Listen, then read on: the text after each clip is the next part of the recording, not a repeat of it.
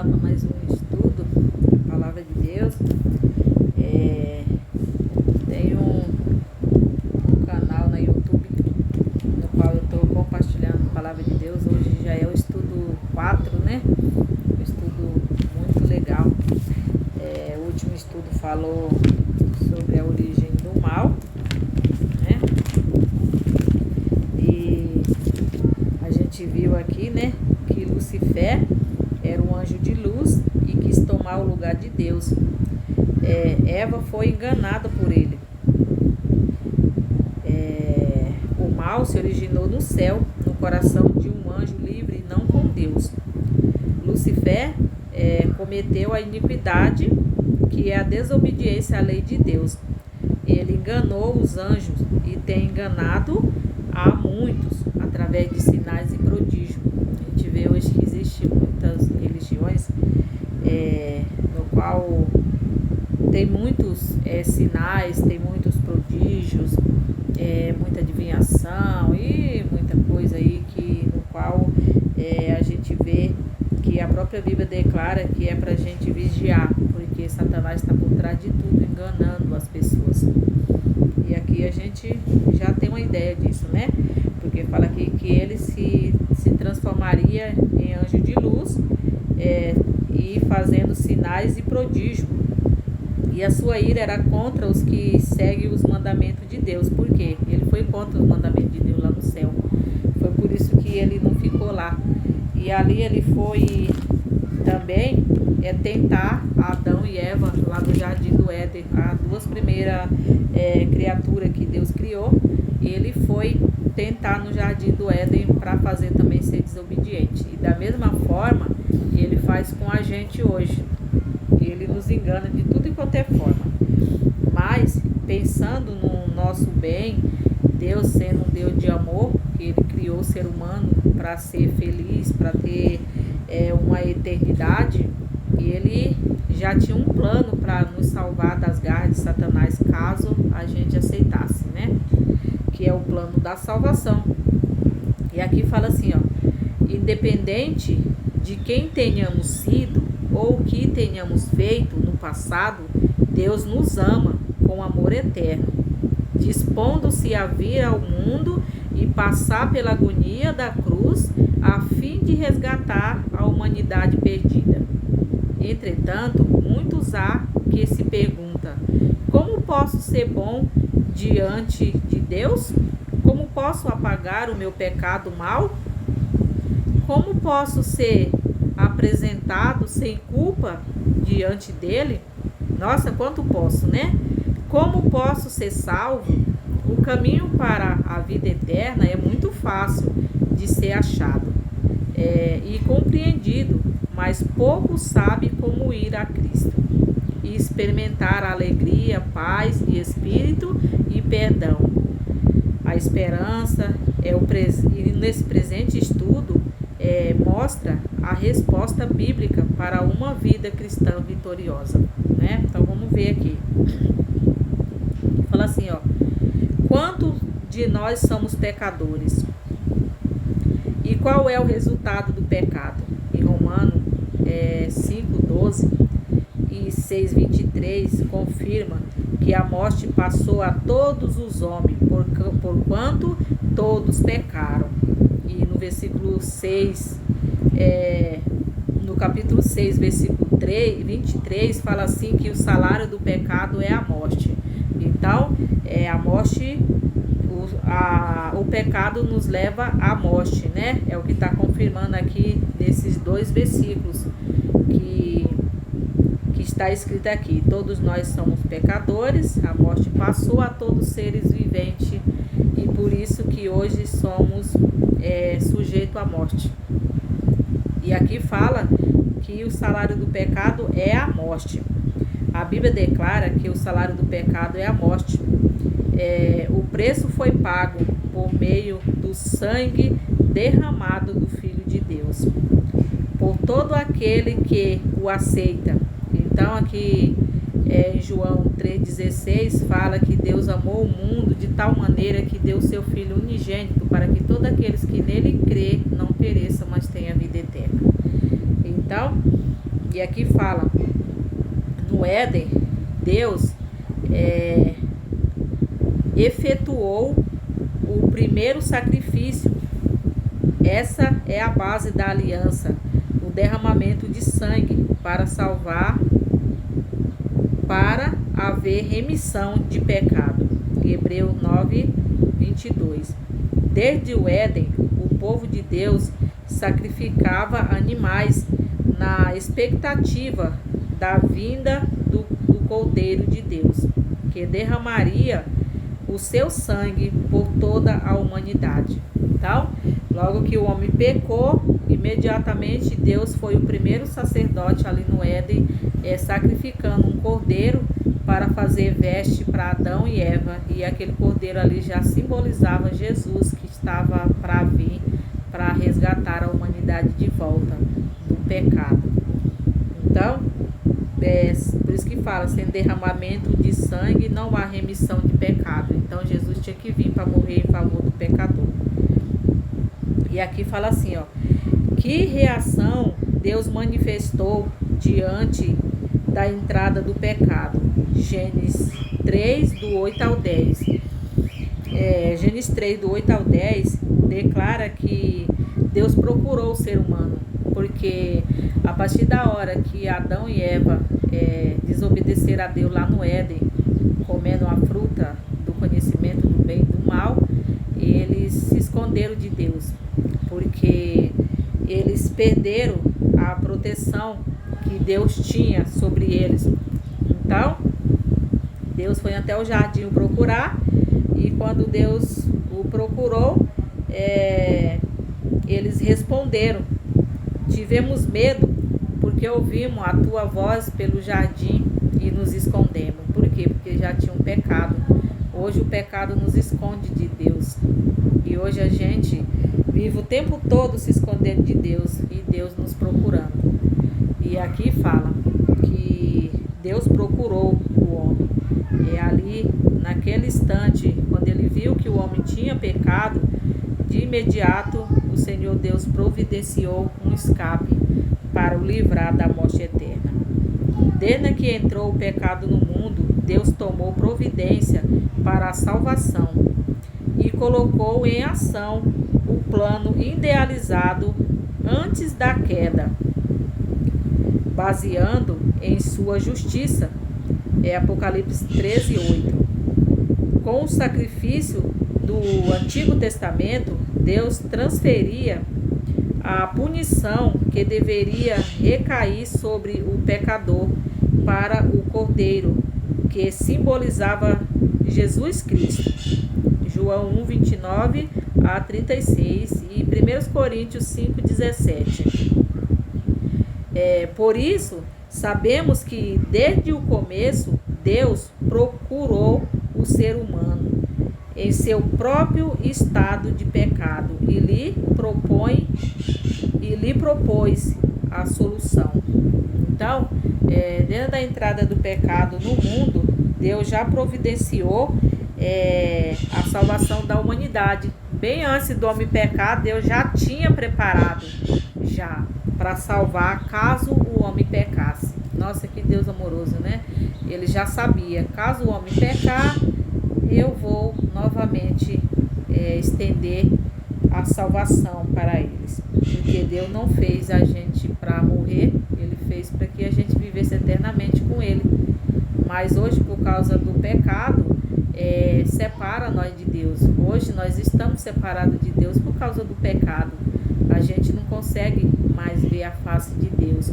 A única coisa que temos na mão, que a gente acredita, que é a própria palavra viva de Deus, é a Bíblia Sagrada, né? Então a gente acredita aqui que tudo que está escrito Deus deixou para nossa salvação eterna. E hoje a gente vive pela fé no que está escrito aqui. Porque era para a gente conviver com Deus, ver todos os dias face a face. Mas a entrada do pecado no mundo nos separou de Deus. Mas aqui fala assim, ó, qual é a condição da natureza humana após o pecado? Gênesis 6, 5.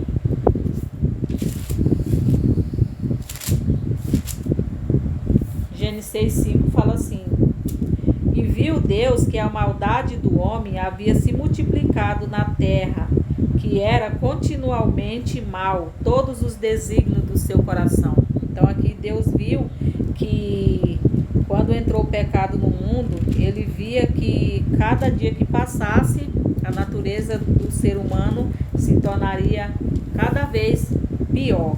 E aqui em Salmo 51:5 fala assim, 51:5, eu nasci na iniquidade e em pecado me concebeu a minha mãe. Então é assim que o salmista Davi se enxerga, ele se vê dessa forma, ele como pecador, né? E aqui em Jeremias 13:23.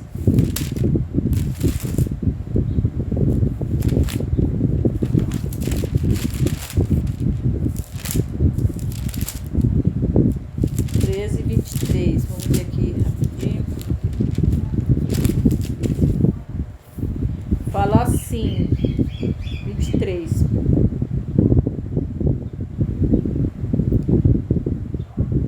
Pode acaso um etíope mudar a sua pele, ou o leopardo as suas manchas?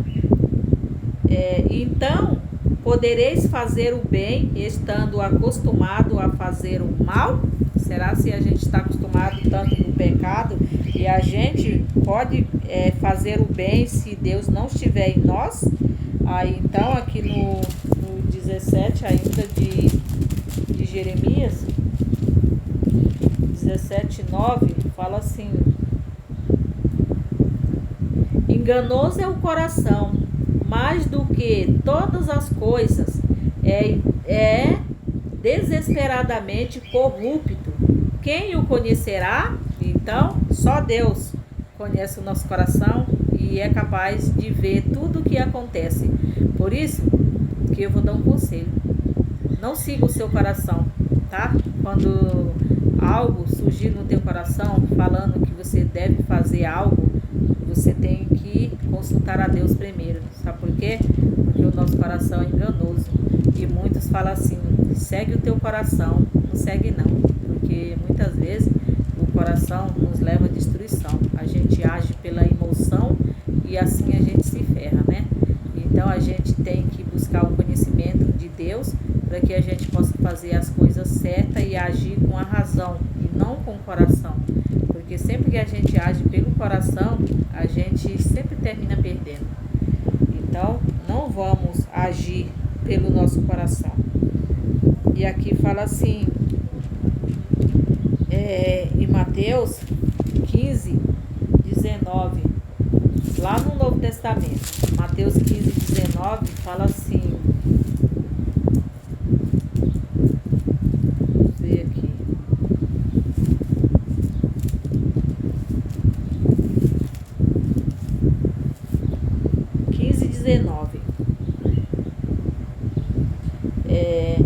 porque do coração procede maus desígnios, homicídio, adultério, prostituição, furto, falsos testemunhos e blasfêmia. Tudo isso surge do coração. Por isso que é o que eu acabei de falar. Não segue o coração, porque o coração realmente é enganoso. E aqui a gente confirma, né, que o coração do ser humano se tornou mais e mais corrompido e depravado, né? A natureza humana ficou propensa ao mal. O ser humano perdeu a intimidade com Deus e a imortalidade que era condicional à obediência, ficando preso às cadeias de uma vontade corrompida. A partir de então, só é possível realizar o bem por meio da atuação de Deus no coração, que opera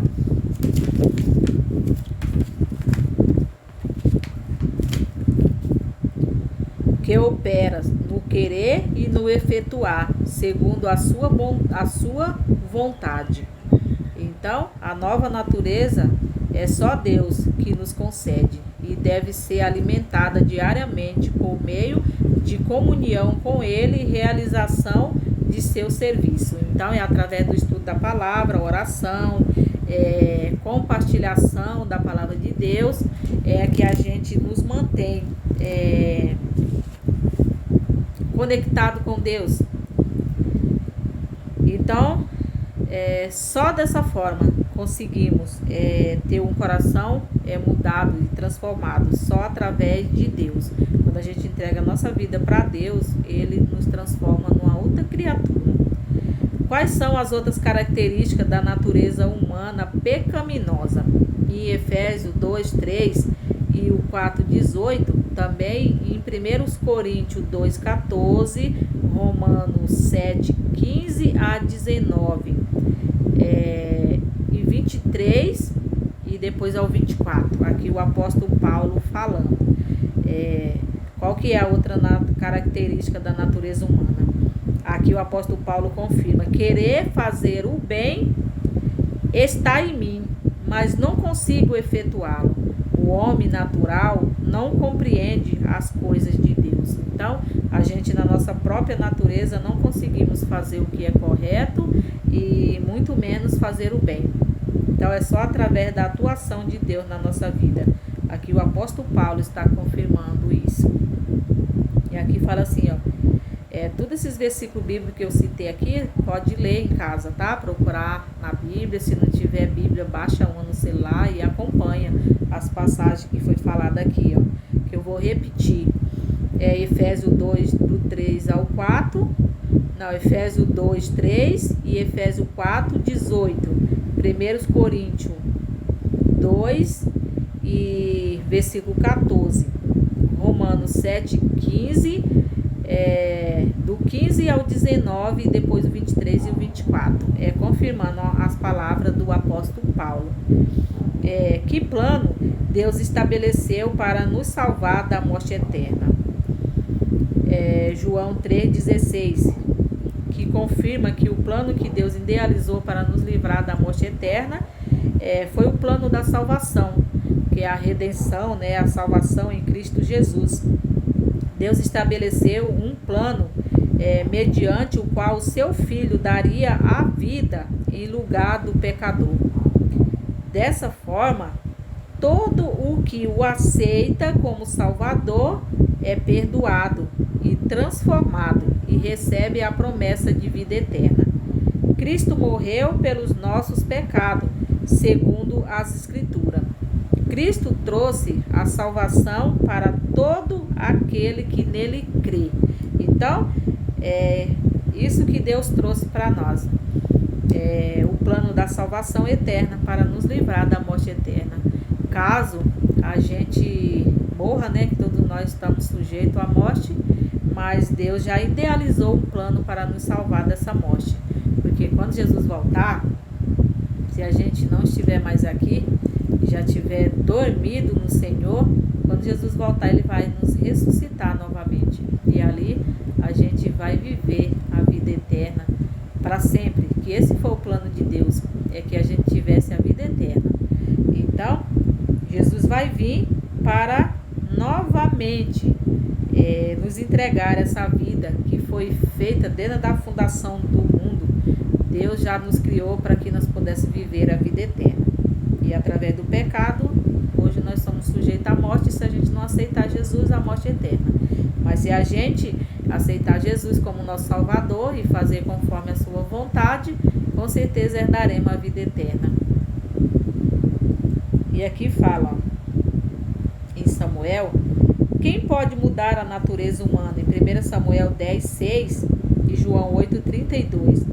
Aqui em 1 Samuel fala que é só o Espírito Santo, através da comunhão, da entrega a Deus e da atuação do Espírito Santo, que a nossa natureza pode ser mudada em outra. E em João 8, 32 também nos afirma que também o conhecimento da verdade. E não é de qualquer verdade, mas toda a Bíblia como regra de fé na nossa vida.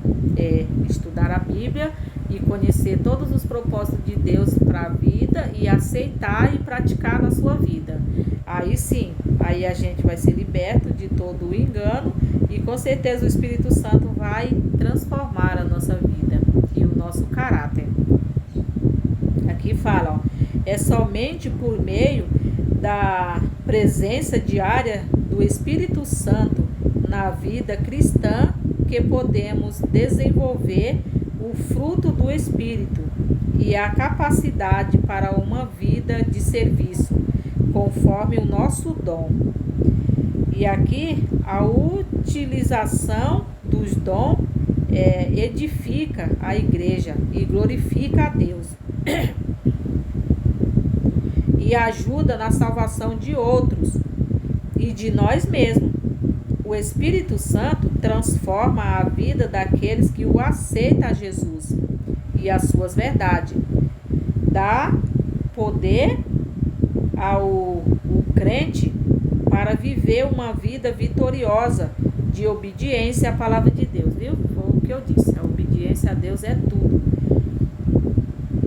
E aqui fala assim, a salvação depende de nossas boas obras. Quem acha que a salvação depende das nossas boas obras? Se a gente fazer o bem, a gente vai ser salvo. Aqui em Efésios 2, do 8 a 9, vou ver aqui rapidinho, livro de Efésios 2, do 8 ao 9, fala assim: porque pela graça sois salvos, mediante a fé. Isto não vem de vós, é dom de Deus, não de obra, para que ninguém se glorie. Então aqui a gente já viu que a salvação não é pelas nossas boas obras. Em Gálatas 2,16 também confirma, né? 2,16, vamos ver aqui rapidinho, que a fé não depende das nossas boas obras, mas sim da nossa aceitação, que Cristo morreu por nós. Sabendo, contudo, que o homem não é justificado por obra da lei, e sim mediante a fé em Cristo Jesus. Viu? E é isso aí. Muitos imaginam que podem alcançar a salvação por meio de campanhas beneficentes, doação, penitência e obra humanista. Tudo isso é muito bom, boas condutas. Essa atitude são boas e recomendadas, mas a salvação é um presente de Deus, recebido através da fé, e não depende de nós. A Bíblia rejeita a ideia de que alguns foram escolhidos para a salvação e outros para a perdição, mas enfatiza que em Cristo todos nós fomos predestinados à salvação, que depende da decisão do ser humano. Ou seja, a nossa salvação depende simplesmente de nós, porque Jesus já pagou o preço. E hoje a gente só não é salvo se a gente não quiser, mas se a gente quiser, a gente é salvo, porque Jesus já pagou o preço por amor de nós. Então, que a gente possa aceitar Jesus como Salvador, e assim estaremos salvos. Fazer a sua vontade, guardar os seus mandamentos, que está escrito em Êxodo 20, né? Precisamos guardar todos os 10 mandamentos de Deus, que ela é a lei de Deus, que ali mostra o caráter de Deus como Criador do universo. Então precisamos guardar essa lei com todo carinho e amor, porque ali mostra o nosso Deus como sendo o Criador de todo o universo. Aqui fala assim, ó: como pode o homem alcançar a salvação? 1 João 5, lá perto de Apocalipse, do 11 ao 12. E Hebreu 5, 9. Fala assim: aceitando a Cristo, o autor da salvação eterna, para todos os que lhe obedecem. Então, é através da aceitação e da obediência aos seus mandamentos. Foi acabei de falar, né? Então, se a gente não aceitar Jesus como nosso Salvador e também não guardar a sua lei, de maneira nenhuma nós somos salvos. Então, significa que Cristo morreu em vão por nós, porque a gente não aceitou, né? Não aceitou o sacrifício dele, mas aqui a gente viu que a salvação é para todos, não é para alguns. Salvação é para todos, só que depende de nós, depende da gente aceitar, estudar a palavra de Deus, conhecer toda a verdade, aceitar na nossa vida e praticar tudo que aprendemos. E aqui fala assim, ó, o processo de salvação envolve o seguinte passo: a aceitação de Cristo como Salvador pessoal, que está escrito em Atos 4:12, arrependimento, se convencer dos seus pecados, está escrito em Atos 3:19, confessar os pecados a Cristo, está escrito em 1 João 1:9, a obediência aos mandamentos, João 14:15, se me amares, guardarei os meus mandamentos, o novo nascimento por meio do batismo, João 3:5, e a busca continuamente de crescimento espiritual, Mateus 24:13. E é por meio das escrituras que Deus revela os seus propósitos e a maneira a maneira que usa para nos salvar, João 5:39. Então, é só através do conhecimento da verdade, da aceitação e só isso, entendeu? Se a gente estudar a palavra de Deus, estudar, igual a gente está estudando aqui, passo a passo, entende? Se a gente estudar, conhecer toda a verdade e a gente colocar em prática na nossa vida, guardar os mandamentos de Deus, com certeza estamos no caminho certo, ok? Então esse foi mais um estudo, né? Estudo 4, que fala sobre a salvação, né? Pela graça. Então, a nossa graça é quem? O Senhor Jesus. Ele é a nossa graça, porque foi Ele que morreu em favor dos nossos pecados. E é por amor dele que nós somos salvos. Porque se a gente amar Ele de verdade, com certeza nós vamos aceitar Ele como nosso Salvador. E ali a gente vai alcançar a salvação eterna. Se as coisas estão difíceis demais, não perdemos a fé. Vamos buscar a Deus em oração, buscar força, conhecimento mais da palavra. Vamos estudar a cada dia, vamos pedir que Ele nos ajude a vencer as tentações que o aborrece, aquelas coisas que Ele não quer que a gente faça, mas a gente não consegue deixar. Que Ele possa nos ajudar, nos dar força, para que a gente possa conseguir abandonar o nosso eu, a nossa própria vontade, por amor dele, ok? Esse é o meu desejo e a minha oração por todos os que aceitarem Jesus como Salvador. Que Deus o abençoe, que você possa assistir esse vídeo com muito carinho, dedicação, prestando atenção e depois compartilhar com as outras pessoas, se você sentir o desejo no coração que mais pessoas precisam ser alcançadas para Cristo, compartilhe o vídeo com elas, tá? Que Deus abençoe a todos. Amém? E semana que vem eu volto com o estudo de número 5, ok? Vamos estudar a palavra de Deus e vamos nos preparar. Amém?